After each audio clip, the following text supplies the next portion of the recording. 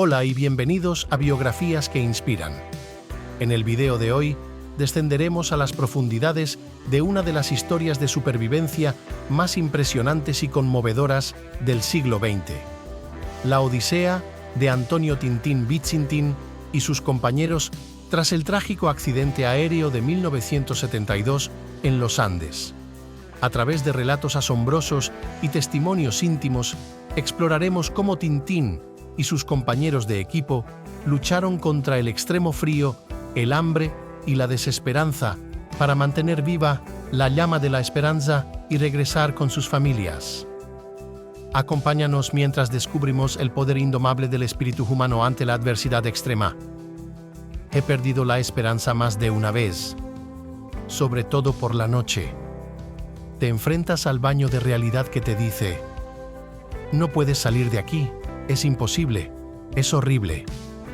Pero al día siguiente, cuando te levantas, te pones tu uniforme invencible, sales a luchar e intentas encontrar una solución para que podamos seguir vivos y volver con nuestras familias. Antonio Vizintín, alias Tintín, recuerda esas palabras con asombro. Bienvenidos a otro vídeo de Misterios Macabros de hoy, en el que se presentan algunos detalles asombrosos, testimonios y fotos de uno de los supervivientes de la tragedia y el milagro del accidente aéreo uruguayo de 1922 en los Andes. ¿Sabías que Tintín estuvo solo en las montañas durante 3 horas, que formó parte de la expedición que encontró la cola del avión? Puedes saber eso y mucho más en el vídeo de hoy. El horror para estos jóvenes comenzó el 13 de octubre de aquel año. Era viernes. Un avión de la Fuerza Aérea Uruguaya que transportaba al equipo de rugby Old Canadians Club de Carrasco de Montevideo, familiares, aficionados y amigos, se estrelló en los Andes nevados. Inicialmente se llevó a cabo una intensa búsqueda aérea, sobrevolando las montañas nevadas, aunque el color blanco del fuselaje dificultó la operación. Antonio Vizintín, o Tintín, como le llamaban sus amigos, era uno de los jóvenes llenos de vida y esperanza que emprendieron el fatídico vuelo a Chile con el equipo de rugby del Club Old Christians. Estudiante y deportista, Tim compartía con sus compañeros no solo la pasión por el rugby, sino el entusiasmo por una aventura que de pronto se convertiría en una lucha por la supervivencia. El día del accidente empezó como cualquier otro, caracterizado por la camaradería y las bromas entre los jóvenes deportistas. Pero cuando el avión surcaba los cielos de los Andes, una serie de desafortunados acontecimientos culminaron en una tragedia que cambiaría sus vidas para siempre.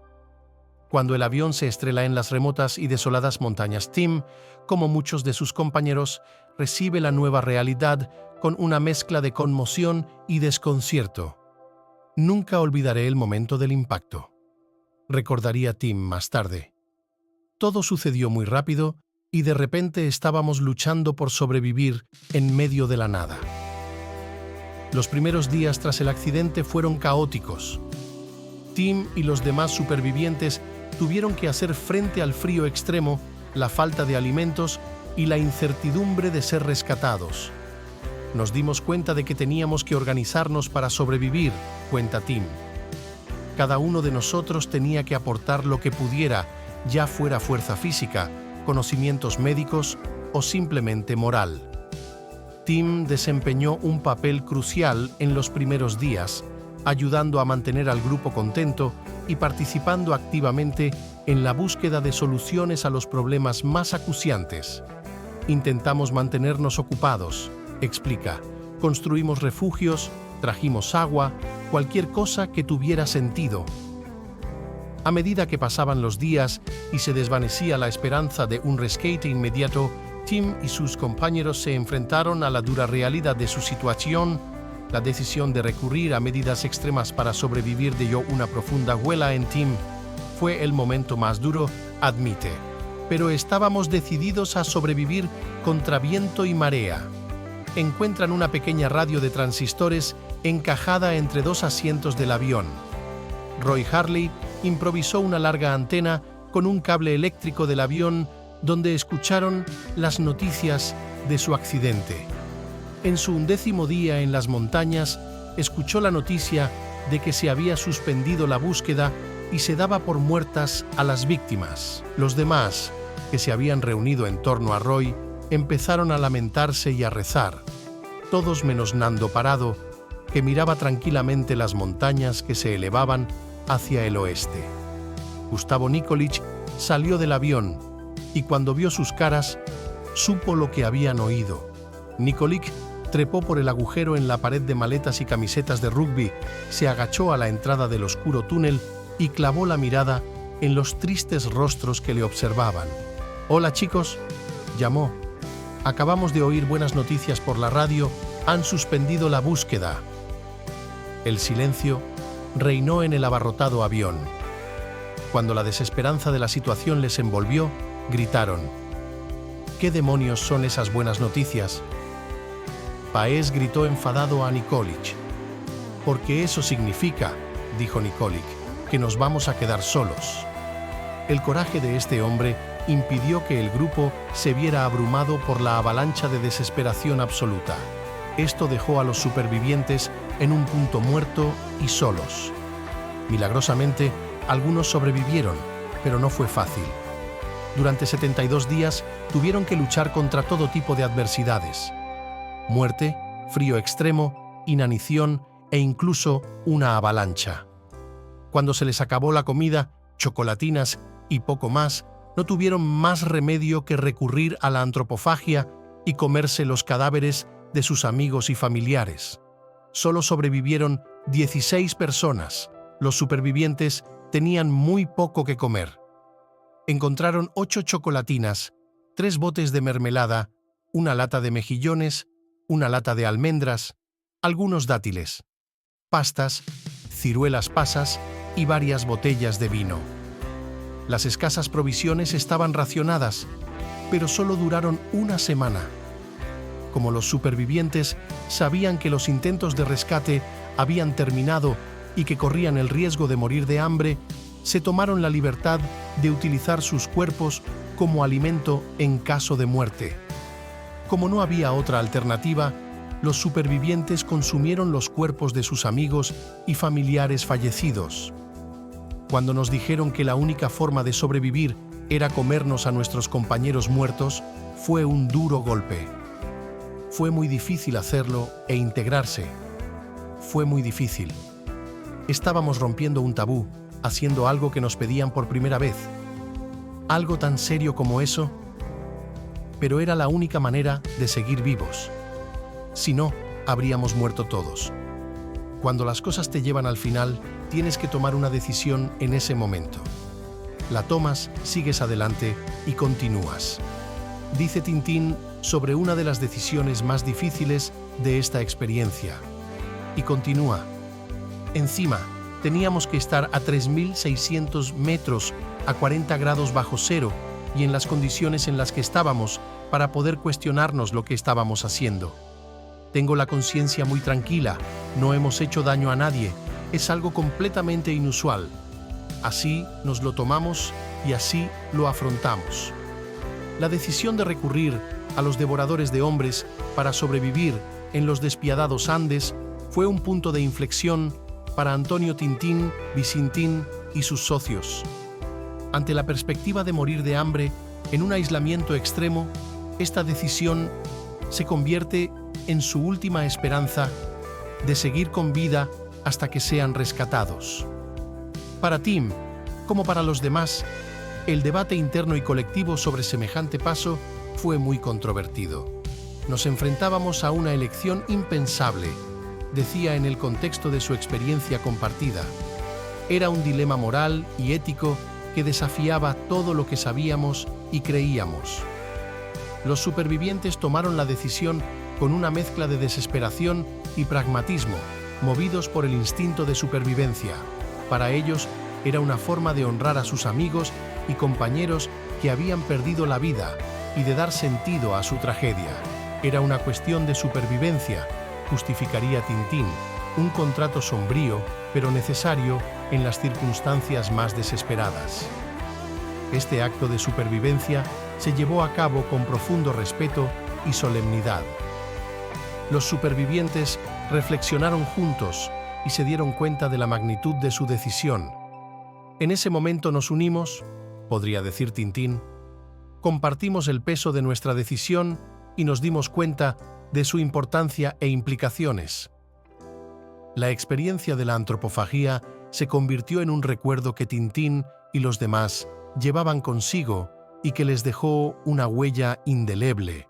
Nunca te puedes librar de algo así, admitiría Tintín, pero en el contexto de la lucha de nuestra vida, se ha convertido en parte de la historia de nuestra supervivencia.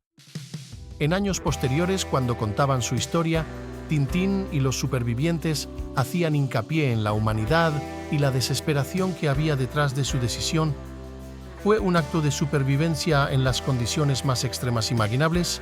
Recuerda, una decisión que tomamos juntos y cuyas consecuencias sufrimos juntos. En las primeras semanas, tras el accidente, algunos de los supervivientes emprendieron expediciones cortas para explorar la zona alrededor del avión, pero descubrieron que el mal de altura, la deshidratación, la ceguera por la nieve, la desnutrición y el frío extremo de la noche hacían imposible visitar lugares importantes. Algunos de los supervivientes deciden emprender una expedición en busca de ayuda. Algunos de los supervivientes estaban decididos a unirse al equipo de la expedición, entre ellos Canessa, uno de los dos estudiantes de medicina, pero otros supervivientes no tenían ese deseo o no estaban seguros de poder hacer frente a una prueba tan exigente físicamente.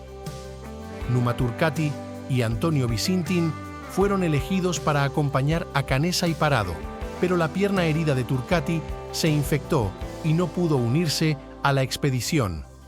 Canessa, Parado y Visintin se encuentran entre los más fuertes físicamente y reciben mayores raciones de carne para fortificarse para la expedición y la ropa más abrigada para soportar el frío nocturno en las montañas. También se les releva de las tareas diarias esenciales para la supervivencia del grupo, para que puedan centrarse en entrenarse para la prueba que se avecina. Ante la insistencia de Canessa, esperan casi una semana hasta que suben las temperaturas. En un principio, la expedición tenía previsto dirigirse hacia el oeste, a Chile, pero la gran montaña, situada en el extremo occidental del círculo de hielo, presentaba un obstáculo formidable, por lo que el grupo de 3 hombres decidió dirigirse hacia el este. Esperaban que el valle diera un giro en U hacia el oeste que les llevara a Chile. El 15 de noviembre, tras varias horas caminando ladera abajo, a 1 milla, aproximadamente 1 kilómetro y 600 metros, al este del fuselaje, encontraron la sección de cola del avión con la cocina prácticamente intacta. En el equipaje encontraron también una caja de bombones, 3 tartas, una botella de ron, cigarrillos, ropa de recambio, tebeos, algunos medicamentos y, lo más importante, las baterías del avión. Decidieron pasar la noche en la parte trasera del avión, encendieron un fuego para calentarse y se quedaron hasta tarde leyendo cómics. A la mañana siguiente continuaron su descenso hacia el este, pero en la segunda noche de la expedición estuvieron a punto de morir congelados. Decidieron volver a popa y poner las pilas en el casco. Esperaban poder encender la radio y enviar una señal de socorro a Santiago, pero todo fue en vano. Sabían que la única salida era por sus propios medios, así que se prepararon para hacer otra expedición a las montañas del extremo oeste, pero esta ascensión era imposible a menos que encontraran una forma de sobrevivir a las gélidas temperaturas nocturnas en altitud. Hicieron un saco de dormir con el aislamiento del fuselaje, el cableado eléctrico y la tela impermeable que cubría el sistema de aire acondicionado del avión. El segundo reto era protegerse del sol, sobre todo al anochecer. En esta época del año podíamos esperar temperaturas diurnas muy por encima del punto de congelación, pero las noches seguían siendo lo bastante frías como para matarnos, y ahora sabíamos que no podríamos encontrar refugio en las pistas abiertas. Necesitábamos una forma de pasar las largas noches sin morirnos de frío, y el aislante acolchado que habíamos quitado de la espalda nos proporcionó la solución. Mientras pensábamos en el próximo viaje, nos dimos cuenta de que podíamos coser los parches para hacer una manta grande y calentita. Luego nos dimos cuenta de que podíamos doblar la manta por la mitad y coser los extremos para crear un saco de dormir aislante lo suficientemente grande para que durmiéramos los tres. Con el calor corporal de los tres, retenido por el aislante, podíamos sobrevivir incluso a las noches más frías. Turcati murió cuando el saco de dormir estuvo listo. Canessa seguía dudando si viajar o no. Los demás supervivientes animaron a Parado a unirse a la expedición, pero nadie estaba dispuesto a acompañarle. Finalmente, Parado convenció a Canessa de que era hora de partir, y junto con Visintin, los tres expedicionarios se dirigieron a las montañas el 12 de diciembre. Sin ningún equipo de alpinismo, Parado, Canessa y Visintin comenzaron a escalar el glaciar hasta una altitud de 3.600 metros, con el objetivo de alcanzar la cresta oeste de 4.600 metros de la cuenca glaciar que bloqueaba su camino hacia el oeste. Consiguen cruzar la cresta, descienden y recorren 61 kilómetros a lo largo de 10 días para conseguir ayuda. Basándose en la última declaración del copiloto de que habían sobrevolado Curicó, juzgaron que estaban cerca del borde occidental de los Andes y que, por lo tanto, la ayuda más cercana estaba al oeste. Por lo tanto, solo disponían de carne para 3 días para los tres. Parado llevaba 3 pares de vaqueros, 3 jerseys de cuello alto y 4 pares de calcetines envueltos en una bolsa de plástico. No tenían equipo de escalada, ni mapa de la zona, ni brújula, ni experiencia en escalada. En lugar de subir por la cresta ligeramente más baja hacia el sur, subieron directamente por las empinadas laderas de 60 grados de la montaña hasta la cumbre. Calcularon que alcanzarían la cumbre en un solo día. Parado tomó la iniciativa y los otros dos le hacían a menudo observaciones para que aminorara la marcha. El aire pobre en oxígeno dificultaba la ascensión. En algunos tramos, la nieve empapada del verano les llegaba hasta la cintura. El improvisado saco de dormir que compartían les mantuvo con vida durante las noches. En el documental Stranded, Canessa describe cómo lucharon por encontrar un terreno llano para el saco de dormir la primera noche. Durante una fuerte tormenta de nieve, finalmente encuentran un saliente rocoso al borde de un acantilado lo suficientemente llano para colocar el saco de dormir. Canessa dice que fue la peor noche de su vida. La escalada fue lenta y difícil. Los supervivientes del campamento base les vieron subir durante 3 largos días. La tercera mañana después de partir, Canessa se quedó en el campamento. Visintin y Parado llegaron a la base de una pared casi vertical de 100 metros de altura. La pared estaba cubierta de nieve y hielo. Parado utilizó un palo que había traído consigo para tallar escalones en la pared helada. Alcanzó la cima del pico de 4.650 metros frente a Visintin. Pensó que vería los verdes valles de Chile al oeste, pero se quedó atónito al ver los interminables picos nevados que se extendían en todas direcciones hasta donde alcanzaba la vista. Habían escalado una montaña en lo profundo de los Andes, en la frontera entre Argentina y Chile, y esa frontera estaba a varias decenas de kilómetros de los verdes valles de Chile. Visintin y Parado descendieron y se unieron a Canessa al ponerse el sol. Bebieron coñac de una botella que habían encontrado en la parte trasera del avión y Parado dijo: «Roberto, ¿te imaginas lo bonito que sería esto si no fuéramos muertos vivientes?» Se dieron cuenta de que su expedición de rescate iba a durar mucho más de lo que habían previsto.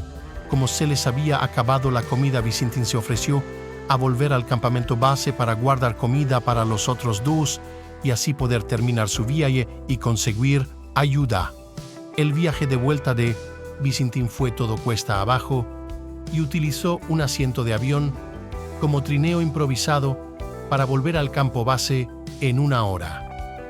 Parado y Canessa caminaron otros 7 días hasta llegar a Chile.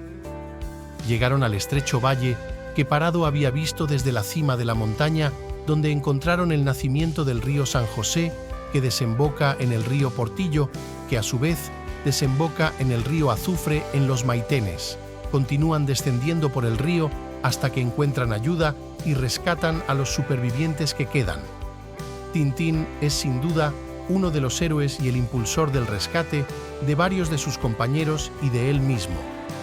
Cuando le preguntan cuántas veces ha vuelto a la montaña, responde: 7 veces, por diferentes motivos. He estado allí con mi familia y con la familia de Roy para dar charlas. Es un lugar muy especial para nosotros porque tiene una gran carga emocional. Es un lugar espectacular, divino. Nuestros camaradas que murieron y dieron su vida por nosotros están allí. Es un equilibrio entre la tristeza y la alegría, lo bonito y lo feo. Así es la vida, una mezcla de alegría y tristeza. Por otro lado, es un lugar bastante inaccesible, por así decirlo. Está literalmente en el fin del mundo. Cuesta mucho dinero y es un sacrificio, pero merece la pena para ver este lugar, lo majestuoso que es, lo imponente que es, y lo pequeños que somos comparados con la inmensidad de la montaña. Pero cuando estuvimos allí, lo vivimos de una forma mucho más triste. ¿Cómo y de qué manera esta experiencia cambió su carácter? Es una experiencia que te cambia. Sufrimos mucho y crecimos rápido porque nos llevaron al límite. Descubres de lo que eres capaz y hasta dónde puedes llegar.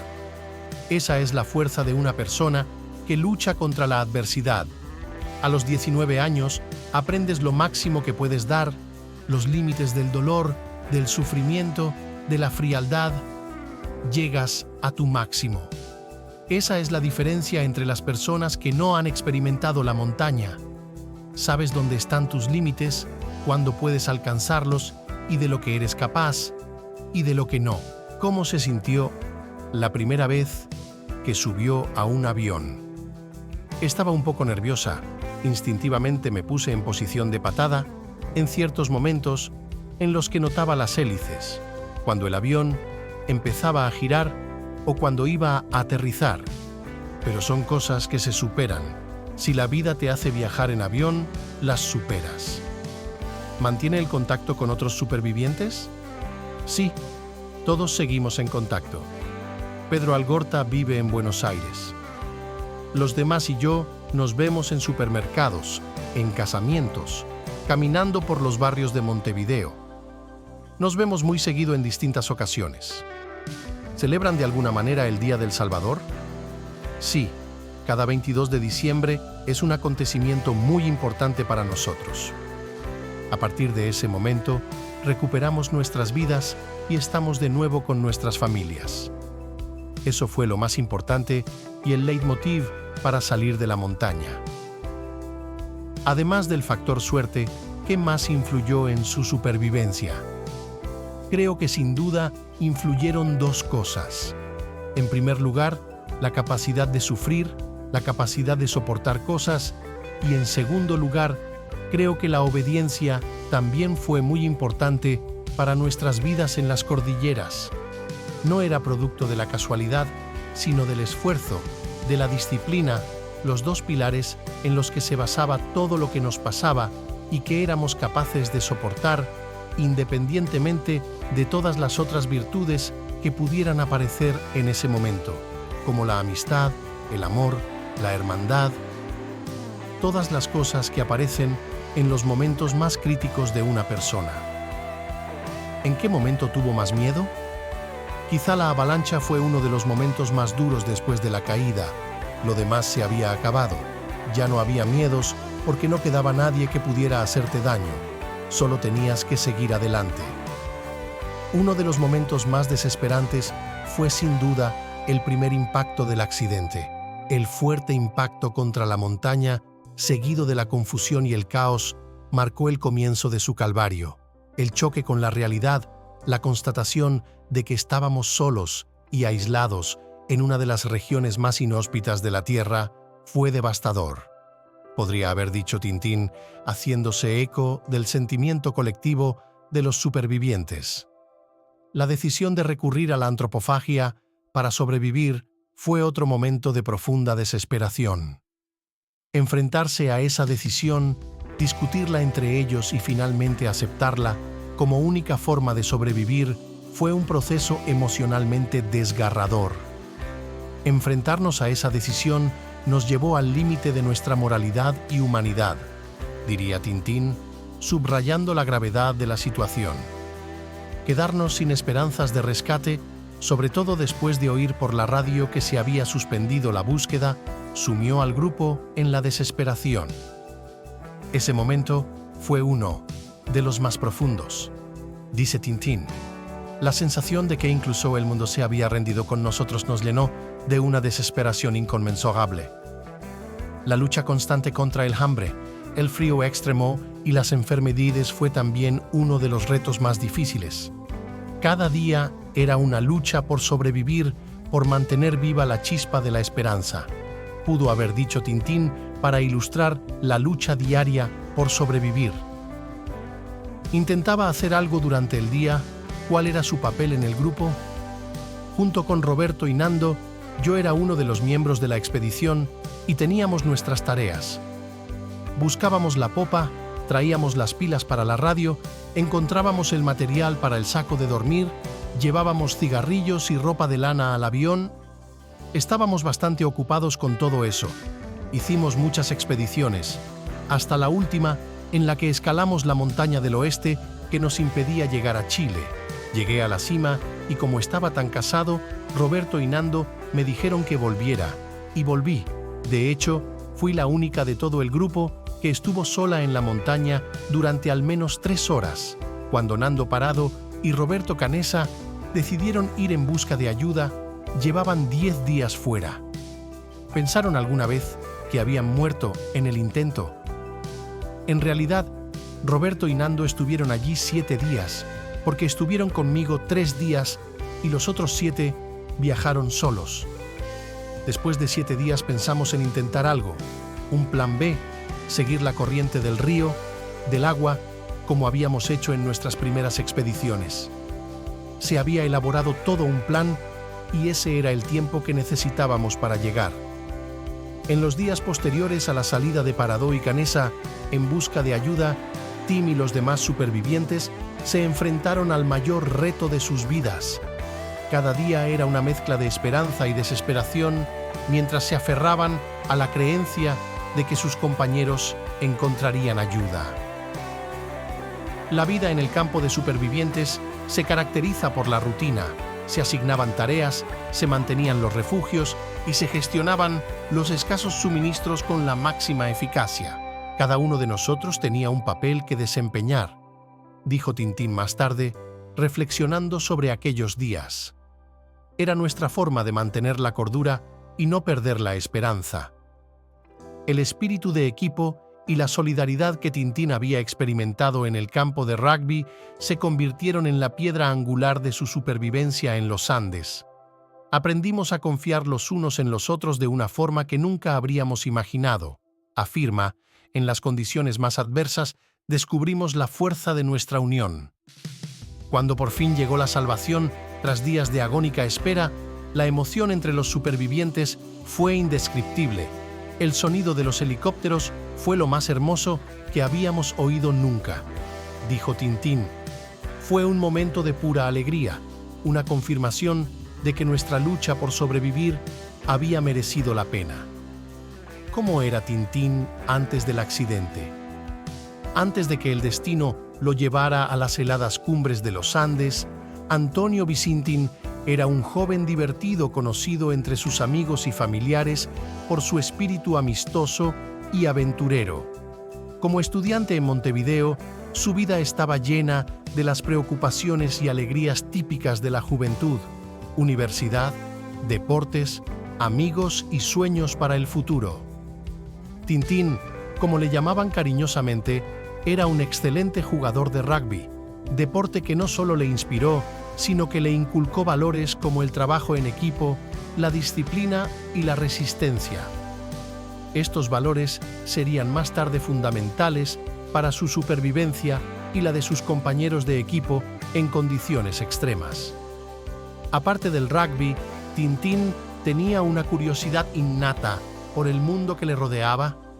Le encantaba explorar, aprender y siempre estaba dispuesto a vivir una nueva aventura. Siempre buscaba algo nuevo que experimentar, dicen sus amigos. Ya fuera un viaje, un libro o simplemente una conversación profunda, Tintín vivía con un entusiasmo contagioso. Su familia le recuerda como un hijo y hermano cariñoso, siempre servicial y con una sonrisa capaz de iluminar una habitación. Tintín era el corazón de nuestra familia, dice su madre. Siempre positivo, siempre cariñoso, era nuestro sol. En la universidad, Tintín destacaba por su inteligencia y compromiso. Aunque todavía estaba buscando su camino en la vida, estaba claro que tenía un gran futuro por delante. Amigos y profesores lo describían como un hombre de gran potencial, destinado a lograr grandes cosas. La decisión de viajar a Chile con el equipo del All Christians Rugby Club fue dictada por su amor al deporte y su deseo de aventura. Estaba entusiasmado con el viaje. Recuerda a uno de sus compañeros de equipo. Veía la carrera no solo como un reto deportivo, sino también como una oportunidad para explorar y crear recuerdos con los amigos. ¿Tuvo alguna depresión o problemas de salud mental después del rescate, cuando se dio cuenta de lo que había pasado? No los tuve. Era muy consciente de lo que había hecho, de lo que habíamos pasado.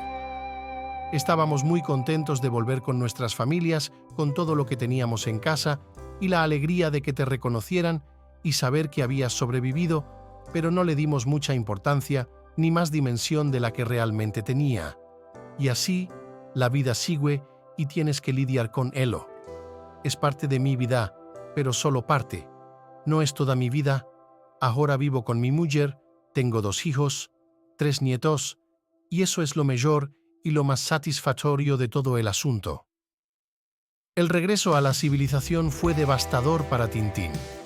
Adaptarse a la normalidad después de una experiencia tan extremadamente traumática requirió tiempo y reflexión.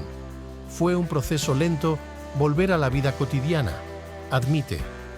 Pero estar con la familia, compartir nuestras historias y empezar a sanar fueron pasos importantes en el camino hacia la recuperación. En los años siguientes, Tim, como otros supervivientes, encontró formas de compartir sus experiencias y contribuir a la memoria colectiva del incidente y las lecciones aprendidas. Lo que vivimos nos cambió para siempre, afirma, pero también nos dio una perspectiva única sobre el valor de la vida, la importancia de la amistad y la fuerza del espíritu humano. Gracias por acompañarnos en este viaje por la asombrosa historia de supervivencia de Antonio Tintín Visintín y el milagro en los Andes. La historia de Tintín es un testamento poderoso de lo que es posible cuando el espíritu humano se enfrenta a pruebas inimaginables. Esperamos que este relato te haya inspirado y mostrado que, incluso en los momentos más oscuros, la luz de la esperanza nunca se extingue. No olvides suscribirte a nuestro canal para más historias que transforman vidas y comparte este video para inspirar a otros. Hasta la próxima, sigue buscando la luz en la oscuridad y recuerda que la fuerza para superar cualquier desafío ya reside dentro de ti.